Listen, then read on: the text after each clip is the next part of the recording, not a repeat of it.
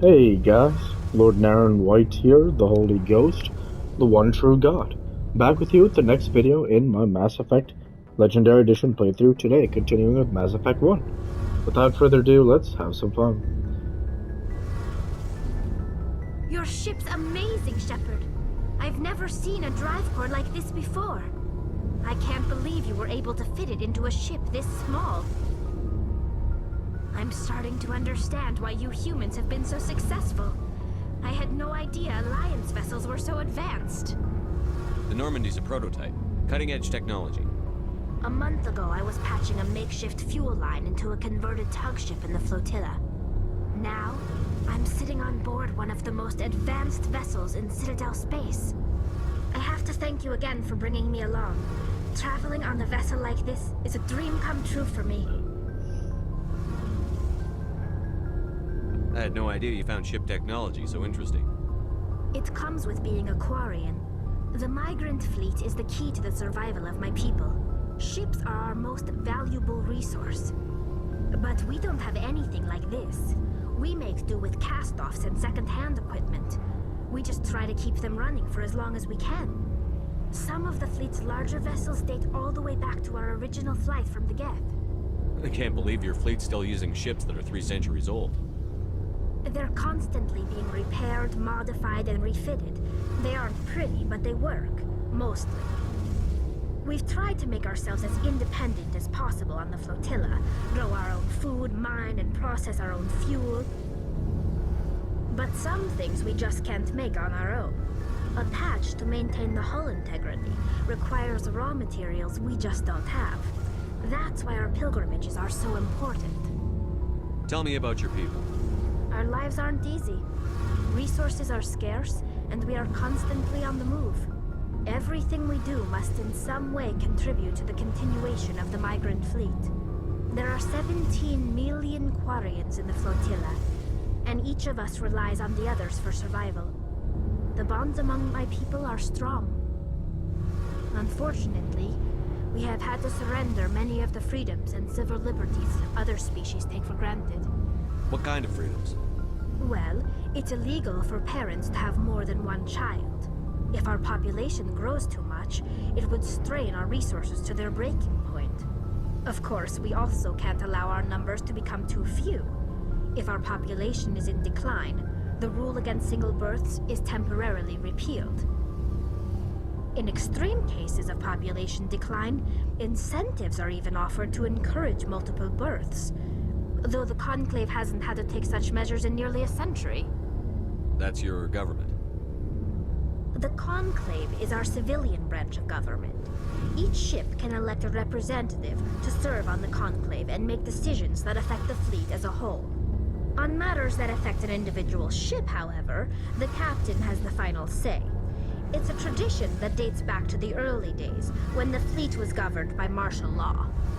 Fortunately, most captains nowadays are smart enough to have an elected council from their crew to give them advice and guidance.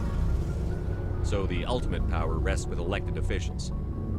In practice, the Conclave and the respective council for each ship tend to set the rules that govern our daily lives. But in theory, we are still under military jurisdiction. The 5 top-ranking military officials in the fleet serve on the Admiralty Board. These 5 have the power to overrule any decision by the Conclave in case of emergency. To do so requires unanimous agreement among the Admiralty, and they can only do this once. After that, the entire board must resign their posts. It's a safeguard that served us well. In nearly 3 centuries, the Admiralty Board has only overruled the Conclave 4 times. I want to know more about the Geth. I doubt I can tell you anything you don't already know. It's been almost 3 centuries since they drove my people into exile. All I know is the story of their origins, what they were when we created them, and how they turned on us. Interesting. The Geth were originally created to serve as an automated manual labor force. Initially, their intelligence was as limited as any VI. Over time, we made small modifications to their programming to allow them to perform more varied and complex tasks, bringing them closer and closer to true AI status.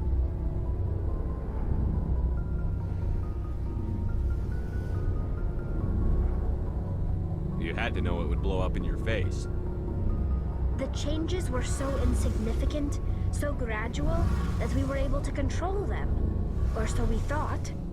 But one thing we underestimated was the power of the neural network. A million Geth thinking simultaneously created an inherently unstable matrix. What made them rebel?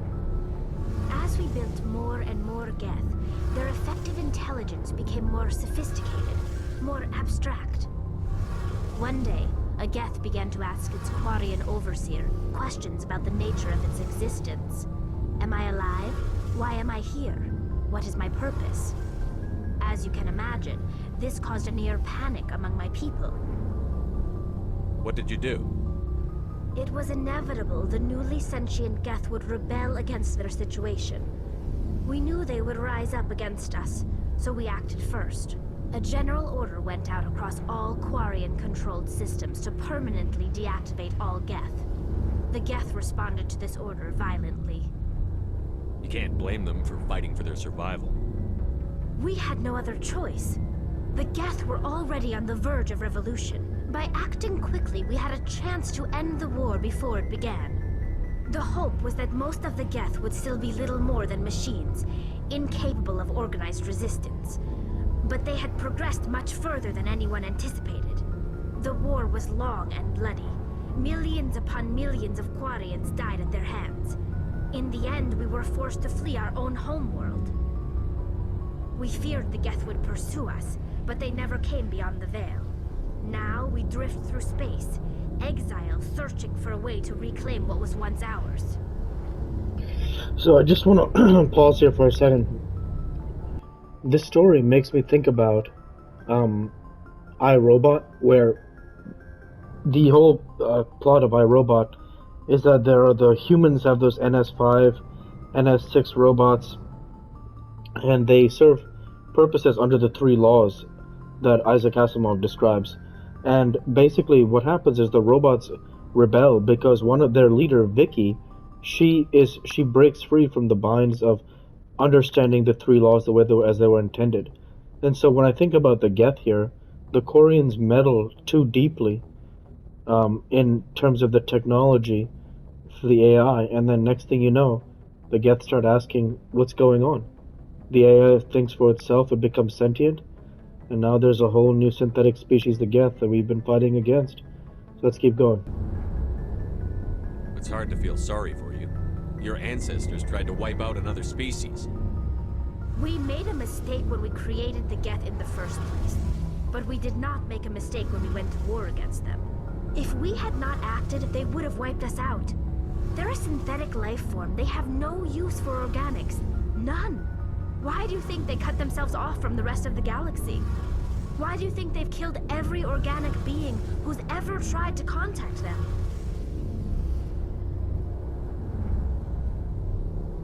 Saren, that's right. They haven't hurt Saren.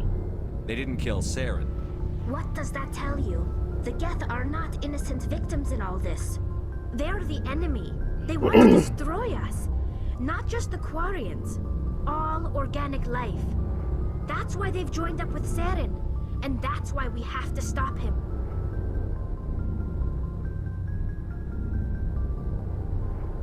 There are other paths I want to ask her with the Geth. I want to know more I about doubt that. All I know is the story of their origin. Interesting. Over time, we made Here, small ask her this. modifications Isn't to their AI research programming illegal? to allow them to perform I want to know more this path varied of the and conversation complex as well. tasks, bringing them closer. How come the council didn't step in and stop you? This wasn't true AI research. We may have been skirting the bounds of the law, but we never did anything that was actually illegal. The changes were so insignificant, so gradual, that we were able to control them. Or so we thought. But one thing we underestimated was the power of the neural network. A million Geth thinking simultaneously created an inherently unstable matrix. So, the Geth share brain power? Many of the Geth's logic systems were designed to work in concert with other nearby Geth. Basically, the more of them you have in the group, the smarter they are. Yeah, exactly. I was thinking like hive mind. I was thinking like the bugger species from Orson Scott Card's Ender's Game series. Like the buggers, the queens communicate to the buggers all simultaneously, and they all work as on hive mind. So super cool, man. The sci-fi is probably one of my favorite genres out there. So this has just been a ton of fun for me to nerd out to this stuff. So there's some sort of group consciousness. No, nothing like that. They cannot share sensory data or information. Their programming cannot handle that much simultaneous input. Each Geth maintains an individual awareness and identity. The neural network only operates on a process-based level. It's basically the synthetic equivalent of a subconscious.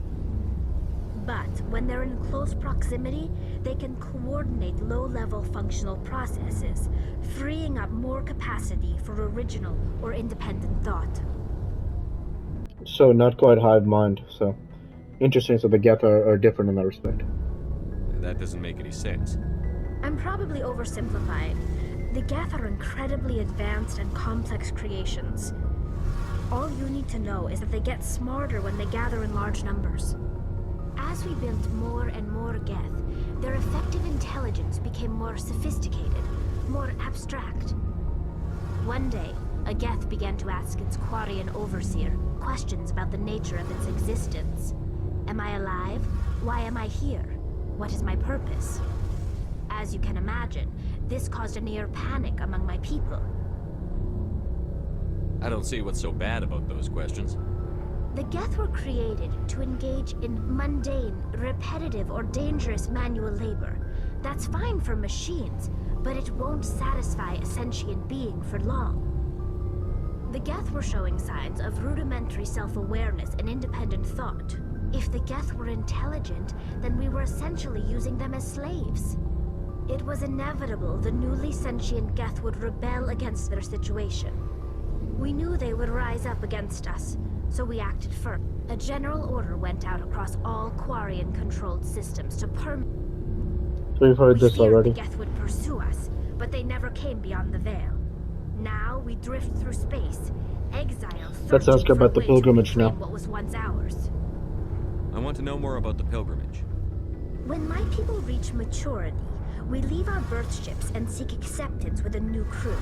It's necessary to maintain genetic diversity among the fleet. But no ship wants to accept someone who will be a burden on them. So, to prove our worth, we embark on a pilgrimage. We set out alone, leaving the flotilla and our families behind us. We only return once we have found something of value we can bring back to the fleet. This is presented as a gift to the captain of the respective ship we wish to join. If the gift is accepted, we are welcomed into the crew. Can a captain choose to reject the gift? That doesn't happen often. Most captains are eager to increase the size of their crew. It increases their own standing in our society. Even when the gift is not particularly valuable, the captain usually accepts it out of a sense of tradition. However, there is a stigma to presenting a substandard gift. It's not the best way to make a good impression on a new community. Most pilgrims don't return until they find something worthwhile. Also sounds dangerous. I can't believe they just send you off alone. It's not like they just cast us out. Before we leave, we are given lessons in how to survive outside the flotilla, and given gifts to help us on our journey. We also receive implants to fight off sickness and disease. Generations of living in an isolated and highly controlled environment have left our immune systems weaker than most. By the time we leave the fleet, we are well equipped for the pilgrimage. This is a rite of passage for all Quarians. If it were dangerous, our numbers would suffer. Virtually every pilgrimage ends with a triumphant return and the ritual presentation of the gift to one of the fleet's captains. I want to talk about something else. Like what? Nothing else. That's in the conversation. I should go. That was so much fun. See you later. We just spent 15 minutes talking with Tali, and man, was that fun. Like, only in Mass Effect do you have that much fun just having some random side conversation, you know? Hey, Commander, you know that Quarian, Tali? She's been spending all her time down here asking me about our engines. I'll tell her to leave you alone. What? No, she's amazing. I wish my guys were half as smart as she is. Give her a month on board and she'll know more about our engines than I do. She's got a real knack for technology, that one. I can see why you wanted her to come along. I figured she'd be a real asset to the team. You got an eye for Tally, Commander, but I'm guessing that's not why you came down here. Fill me in on the IES stealth systems. How does it work exactly? You can't hide a ship out in space. They emit too much heat and radiation. Too easy for sensors to pick them up, unless you find a way to capture those emissions. So our stealth systems trap the energy we give off in storage sinks built into the ship itself. No emissions to give away our location. Eventually the sinks have to be vented. More than a few hours silent running and they overheat. Cook us inside our own hull. That's so fascinating. Does that make sense what he's saying? So he's saying that people track the ship based on heat emission, so they trap the sink. So as soon as he said that, I knew they had to vent eventually. So I asked myself in my head, how long can you go stealth for? You can go for a few hours. What a beautiful, fascinating world that is, you know? Wow. Now, if you contrast that, I believe that the stealth planes that in real life, like the top American stealth plane, let me find it here. The top American stealth plane is, man, there was one recently here. Yeah, there's one, like for example, there's like a F-22 Raptor, B-2 Spirit, B-21 Raider, F-35 Lightning II, the Chengdu J-20, and the Sukhoi Su-57. I believe, yeah, those aircraft look to be invisible to radar, so it's not like they're I think their stealth may be a little bit different than the sci-fi stealth, but I think that's just super cool because yeah, so basically stealth aircraft, they reduce reflection and emission of radar, infrared, visible light, radio frequency spectrum, and audio, collectively known as stealth technology. So the heat emission isn't as big of a deal, I think, in real life, but in this sci-fi they've gone with heat emission. So that's just what's so cool about sci-fi, man. It's like all the beautiful genre. So there's no way for anyone to let's keep going. A visual scan can still pick us up. Anyone looking out a window can see us plain as day, but you have to be pretty close to get an actual visual out in space. Most vessels rely on scanners. As long as the stealth systems are engaged, they can't see us. Not unless we accelerate to FTL speeds. Why doesn't it work with faster than light travel? Cranking up to FTL blue shifts our emissions, pushes them into frequencies too high to capture in the sinks. As soon as we make the jump, it's like setting off a flare. Sensors can pick up our location whenever we enter or exit FTL flight, but for short-range missions, our stealth systems are amazing, and we've got the only one. Because it's a prototype. Where else have you served? Normandy. If you name a class of Alliance ship, I've probably served on it. Everything from dreadnoughts and carriers right down to frigates like the Normandy. My last assignment was on the Tokyo, only a cruiser, but she was a good ship. Couldn't hold a candle to the Normandy, though. I want to know more about the Normandy. She's the best ship I've ever served on, probably the fastest vessel ever designed. And she's the only one using the new Tantalus drive core. What's so special about the Tantalus drive core? Proportionally, it's about twice the size of any other vessel. Not only are we faster, we can run at FTL speeds longer before we have to discharge the core. Very cool. I want to know more about the Normandy. She's the best ship I've ever Carry on, seen. Adams. Aye, aye, Commander. Okay. Now there was one more door on the other side that I remember. I don't know if I've gone down the wrong path. This takes us to the bay, right? Oh, okay. So those doors go the same way. Doesn't matter which door you open. So it doesn't look like there's anyone else.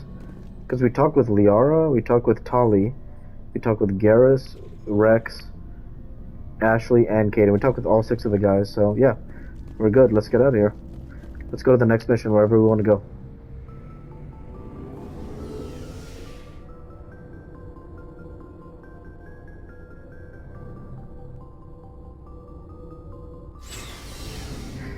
Alright, so let's look at our options now. We'll deploy equipment and everything once we get set up on the mission wherever we choose to go. Yes, so okay, what's next? Heat load. Let's check that one out. Heat load monitor. Super cool. Let's actually check our codex here. We have a bunch of secondary stuff here. And what about primary? That'd have been cool to watch that, the primary ones, but that's okay. We should actually, next time we should just look for the primary and then check out the secondary. That's the right way, but yeah. No big deal. So now we have a decision to make here. See here, point defense systems. Very cool. Alright. From here, we are going to look at our journal. So we can go to Pharos for a Geth attack. Of how you send Geth troops, or of Geth interest in the corporate research colony of Nevaria. Council needs to know why. I say we go... This looks like the toughest fight, so let's build our way up there. Let's go to Nevaria. Sounds like a good idea.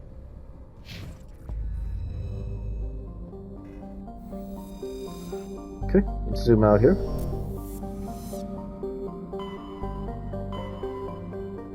Okay, Nevaria over here.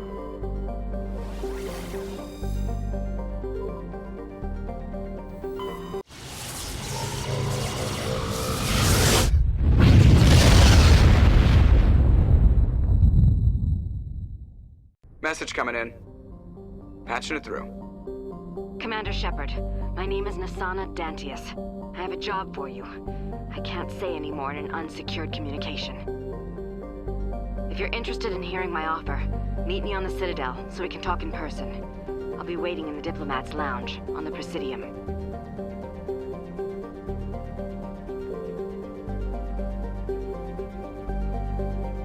We could go back to the Citadel, but let's wait. Let's land on Nevaria instead.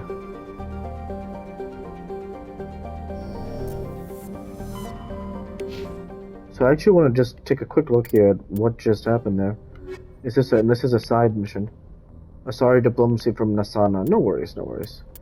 So that'll get there whenever we get there. We'll go back to the Citadel in no time. There's no reason to worry about that. Let's go ahead and land here now. And it's good to avoid all the other planets for now. Because I don't want to do much of the exploration in Mass Effect 1 because the drone stuff isn't even fun for me, so let's just have fun with the actual game. Or the rover. It's not actually fun for me. Approach control, this is the SSV Normandy, requesting a vector into berth. Normandy, your arrival was not scheduled. Our defense grid is armed and tracking you. State your business. Citadel business. We got a Council Spectre aboard. Landing access granted, Normandy. That's gotta feel good. Council Spectre on board, huh? Well done, Shepard. Well done. What a fun bunch. I think I'll take my next leave here. Nicely done. So let's go ahead and deploy onto the world, I guess.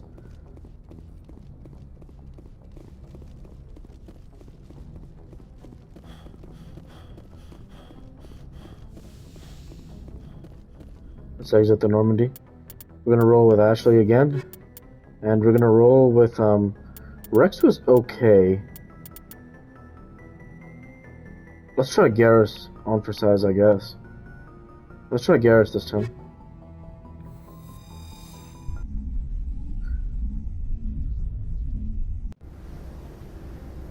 Equalizing interior pressure. Before we go any further, let's update our squad. So Ashley, I don't mind her with an assault rifle for sure. Let's max her assault training first. I like Ashley just giving me like good assault rifle fire. I can snipe myself, so I'm not worried about that.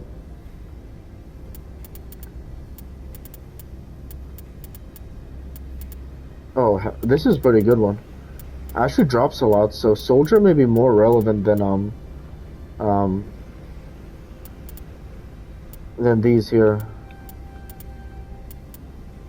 Yeah, because she gets regen this way also. And now Garrus has a bunch of points. So Garrus, I would like to increase his sniping as well, for sure. But Garrus could be pretty good with the sniper. He could be good with the assault rifle too, so let's actually just Max Garris's assault rifle out first.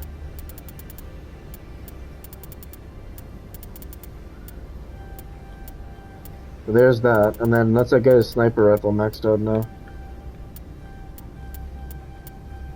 So whichever scenario we're looking for, we can't get master assassination yet, but yeah, this is going really well, so yeah.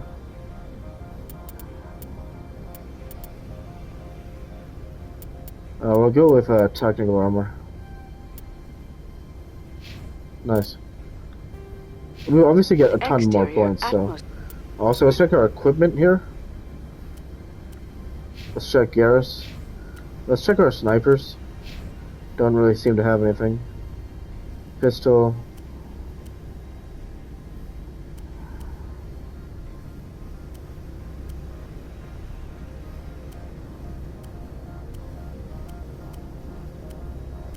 Don't really have much here, actually. So we'll move on for now. Sphere. Logged. The commanding officer is ashore. Exo Presley has the deck.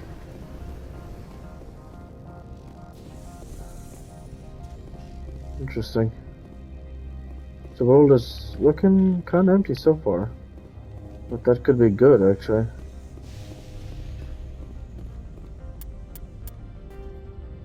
Okay, this is customs.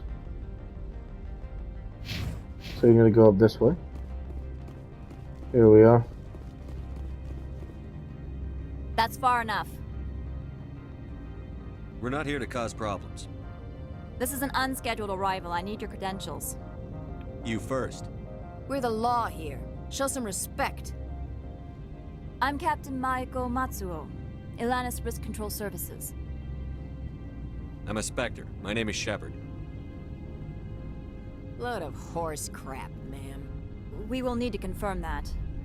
Also, I must advise you that firearms are not permitted on Novaria. Sergeant Sterling, secure their weapons. Back away, nice and slow.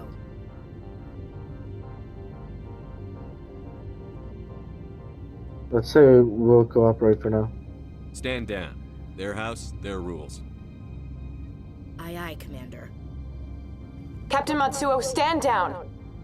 We confirmed their identity. Spectres are authorized to carry weapons here, Captain. You may proceed, Spectre. I hope the rest of your visit will be less confrontational. Parasini-san will meet you upstairs. So a quick pause. Just imagine how badass the Renegade one sounded there. You know, I'm keeping my gun, like... Because Shepard earned the rank of Spectre. He deserves to be treated with that kind of respect. You know? There are only like some less than 100 Spectres in the galaxy for a reason. It's because this is one of the greatest men in the universe at this point. And he deserves to be treated that way. So the Renegade option of, I'm keeping my gun, it just sounded so badass. And that's exactly why I've played Mass Effect 2 and 3 both multiple times. I played them both multiple times because I played them both from the Paragon and Renegade option. But some of the Renegade decisions are really sad. So that's why I'm definitely going to be a complete, white knight for this playthrough. So let's keep going. Behave yourself.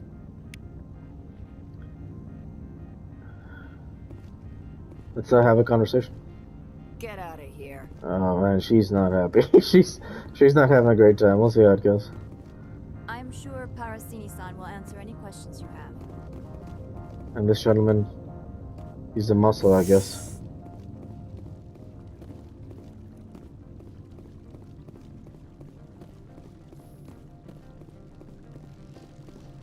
Conversations here.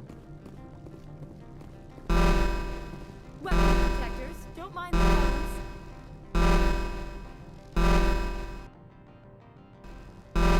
I am Gianna Parasini, assistant to Administrator Ananias. We apologize for the incident in the docking bay. I appreciate your help. You're welcome. You understand our security chief was only doing her job. One of my duties is orientation of new arrivals. Do you have any questions? Pretty heavy security for such a small port. The executive board does everything in its power to protect the privacy of our client corporations. I can't have my investigation hampered. Tread lightly. The board can bury you in litigation. You'd need an Asari lawyer to see the case through. Has anyone unusual passed through here recently? Unusual? And a sorry matriarch passed through a few days ago. Lady Benezia. Saren's aide is here. Can I speak with her? Benezia left for the Peak 15 research complex days ago. To the best of my knowledge, she's still there. Could you tell me how to get there? You'll need to ask Administrator Analeas for clearance to leave this port. Where can I find the administrator? His office is on the main level, left at the top of the elevator. Understood. Can we go in now? Of course. If you need any help, you can ask me at the Administrator's office. Commander, maybe we ought to tell Liara that her mom's here, or bring her along. It might take Benezia off guard. Very smart from Ashley. And that's what we'll go ahead and figure out in next week's video. And so with that, I want to say thank you for watching. And I hope you enjoyed. Please like, comment, and subscribe as it greatly helps the channel. Like to be with you all. Take care and thanks again.